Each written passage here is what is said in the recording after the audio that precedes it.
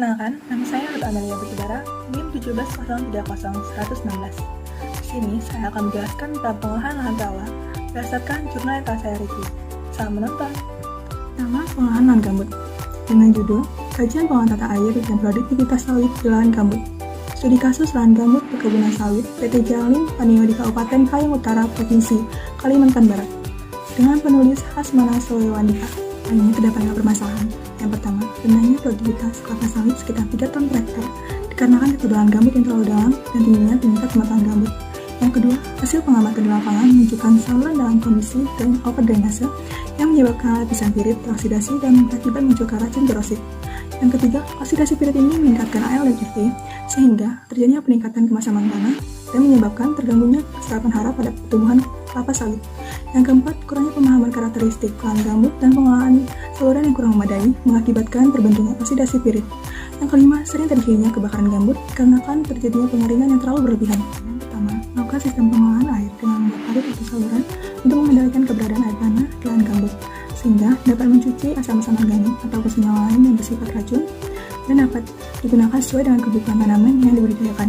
Yang kedua, melakukan blocking pada saluran dengan stop block atau stop block untuk menghindari overdrainase.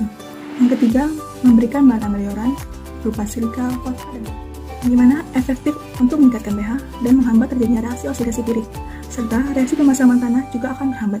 Dan yang terakhir, pengolahan muka air di saluran reklamasi untuk melakukan pengandalian overdrainase dan oksidasi pirit, juga sekaligus untuk menghindari potensi ancaman terjadinya kebakaran lahan. Yang kedua, pengolahan rawa lebah dengan judul penerapan teknologi pengolahan air di rawa lebah sebagai usaha peningkatan indeks tanam di Kabupaten Muara Enim dengan penulis Sudayanto Jamri pada jurnal rawa lebah ini. Kendalanya itu di Kabupaten Muara Enim, sebenarnya lebah dangkalnya itu sangat berpotensial untuk dikembangkan di lahan pertanian intensif. Namun, memerlukan biaya yang cukup besar karena sering terjadinya fluktuasi air pada musim hujan sampai ketinggian 75 cm dan sering terjadi kekeringan pada musim kemarau. Terdapat 3 tindakan pengolahan pada rawa lebah di Kabupaten Muara Enim ini. Yang pertama, menggunakan teknologi pengolahan air dengan menjadikan sawah yang tadinya berupa hamparan, kemudian juga menjadi sawah sistem surjan, sehingga pada saat musim hujan tidak menggenangi sawah dan pada musim kemarau tidak akan kekurangan air lagi. Yang kedua, pada persawahan surjan ini dibentuk tanggul atau guludan keliling yang fungsinya untuk menahan air dari luar pada waktu musim penghujan dan sawah dapat dialiri pada musim kemarau. Yang ketiga, menentukan tipologi lahan dan tipe luapan pada sistem pengelolaan lahan. Contohnya, lahan tipe B dan C di surjan, pembuatan surjan di lahan tipe luapan C memungkinkan menanam padi pada musim hujan, sedangkan pada tipe B, pembuatan surjan itu untuk memungkinkan menanam padi 2 kali.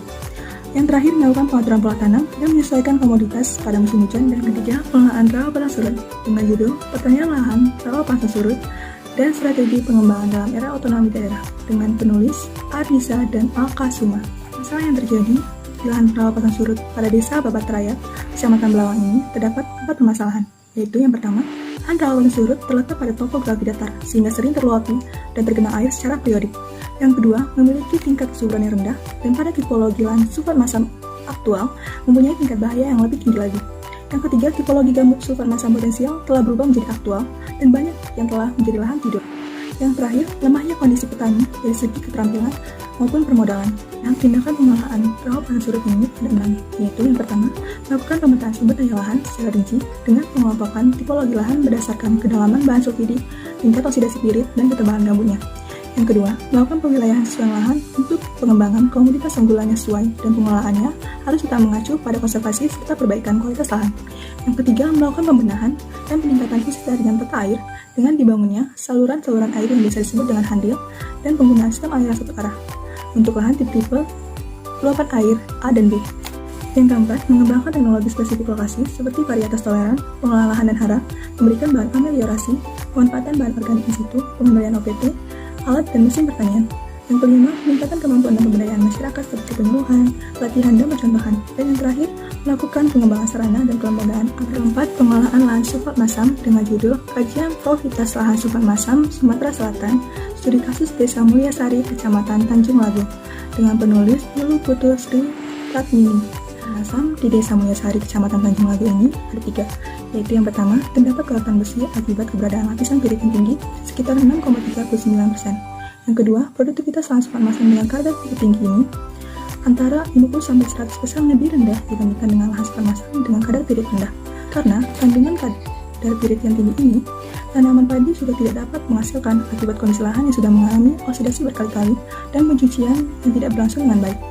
Dan yang ketiga, produktivitas lahan super masam pada musim kemarau 50% lebih rendah sekitar 3 ton per hektar dibandingkan pada musim hujan yang bisa mencapai 5-6 ton per hektarnya. Tindakan pengolahan lahan super masam di desa Mulyasari ini dilakukan dengan melakukan pengelolaan tata air berupa sistem aliran satu arah dan sistem tambat sesuai dengan tipologi lahan dan tipe luapan airnya. Yang kedua, menggunakan pola tanam yang berselang-seling, dan yang terakhir, memberikan bahan amelioran untuk menetralkan keracunan dan kemasaman tanah.